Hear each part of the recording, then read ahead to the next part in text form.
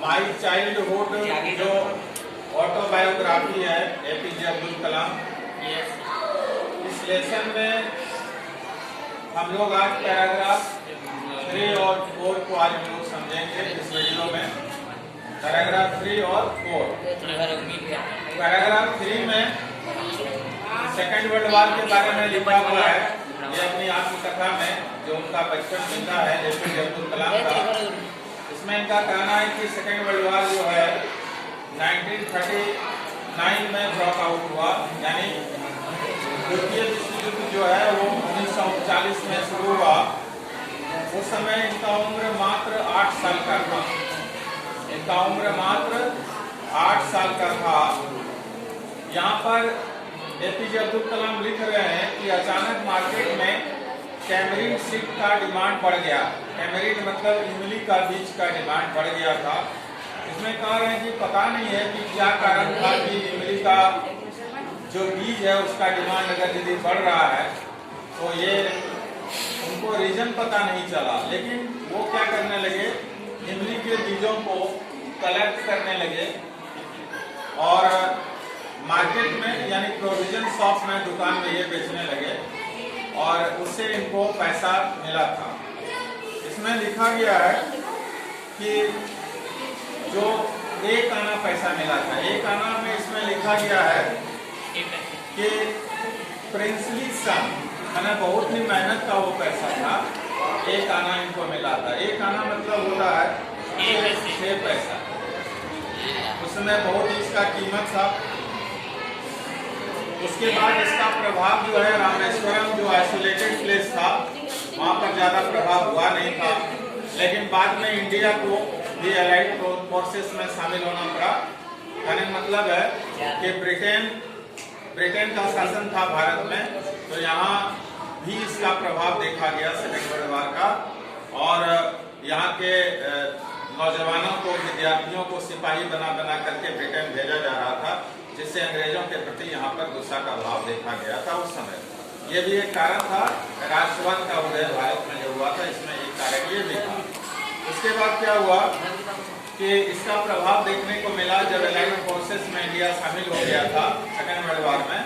इसका प्रभाव क्या हुआ कि ट्रेन का रुकना वहाँ बंद हो गया रामेश्वरम में। तो उसके पीछे का स्टेशन है कोचिकोडी और धनुषकोडी है। वहाँ पर जो है सो इनके भाई जो हैं पेपर बेचने का काम करते थे, पेपर को उतारना था। तो पेपर उतारने में एपीजे अब्दुल कलाम अपने भाई का साथ देते हैं। इसमें इनको पहला आमदनी होता है, यानी एपीजे अब्दुल कलाम पेपर बेचने का भी काम किए हैं। तो समझ सकते हो कि इनका बचपन जो है सो कितना संघर्षपूर्ण रहा।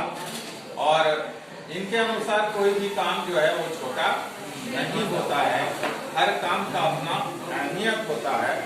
तो ये तुम्हारा पैराग्राफ 3 में यही दिया हुआ है। इसमें लिखा गया है कि जब अपने कमाई का पैसा मिलता है तो फिर उसका प्राइड जो है बहुत ज्यादा होता है, यानी उसका जो फीलिंग है, उसका जो गर्व है, उसका जो खुशी है, वो दूसरे का पैसा या बिना कमाए हुए पैसा और अपना कमाई का पैसा, दोनों में जमीन आसमान का अंतर ये बताते हैं। जब तुम कमाओगे तो उसका एक फीलिंग अलग होगा, उसमें एक गर्व का अनुभूति होगी, खुशी का इजहार इतना बड़ा होगा, मैं खुशी इतना ज्यादा मिलेगा कि इसका कोई तुलना नहीं कर सकते।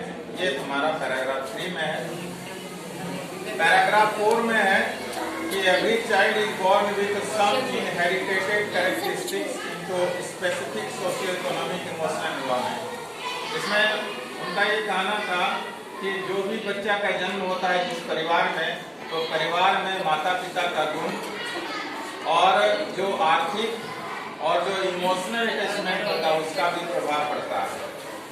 इसमें लिखा गया कि सोशियो इकोनॉमिक, समाज का प्रभाव, आर्थिक अर्थव्यवस्था का प्रभाव, ये सब बच्चों में पड़ता है। माता पिता का गुण का भी प्रभाव पड़ता है। और इसमें लिखा गया कि उनको घर से ऑनेस्टी मिला, ईमानदारी मिला, ये संस्कार है। बच्चों को संस्कार सबसे पहले कहाँ बीजारोपण होता है? अपने फैमिली में होता है। यानी इनके परिवार में माता पिता से क्या मिला? उनको ऑनेस्टी मिला, सेल्फ डिसिप्लिन मिला, ये फादर से मिला। और माँ से क्या मिला? गुडनेस मिला, काइंडनेस मिला, और ये सब को मिला। इसमें लिखा गया कि 3 ब्रदर्स और एक सिस्टर। इसमें इनका लिखा गया कि सबसे क्लोज फ्रेंड्स जो था, सबसे क्लोज, उसमें 3 दोस्त का नाम है रामानंद शास्त्री, अरविंदन और शिव प्रकाशन। ये 3 दोस्त हैं और ये तीनों ऑर्थोडॉक्स हिंदू ब्राह्मण फैमिली है। इसमें ये दिखाया गया है कि किस तरह से बच्चों में जो दोस्ती है उसमें धर्म को नहीं देखा जाता है। समझ गए ना? हिंदू और मुस्लिम बच्चा को कोई फीलिंग उस समय नहीं था। एक हिंदू ब्राह्मण, वो भी ऑर्थोडॉक्स यानी कट्टर ब्राह्मण परिवार का बच्चा और एक हिंदू परिवार का बच्चा, दोनों में बहुत ज्यादा दोस्ती यहाँ पर दिखाया गया। ये मानते हैं। यहाँ पर लिखा गया कि रामानंद शास्त्री जो थे वो उनका पिता का नाम लक्ष्मण शास्त्री था, जो रामेश्वरम टेम्पल में सबसे बड़े पुजारी थे। उनका बेटा इनका दोस्त रहा था। और आगे इसमें लिखा गया है कि सब कोई अपना अपना बिजनेस में आए, यानी जो रामेश्वरम टेम्पल में जिनके पिता थे वो वही पुजारी का काम पकड़ लिए। और अरविंदन जो है वो बिजनेस ऑफ अरेंजिंग ट्रांसपोर्ट का व्यवस्था में चला गया। और जो शिव प्रकाशन था वो साउदर्न रेलवे में कैटरिंग कॉन्ट्रैक्टर का काम शुरू किया। तो ये तीनों दोस्तों का अपना अलग अलग बिजनेस था, लेकिन ये अपना पढ़ाई में ध्यान आगे देते चले गए। यही है आज का 3 और 4 का वीडियो। ठीक है,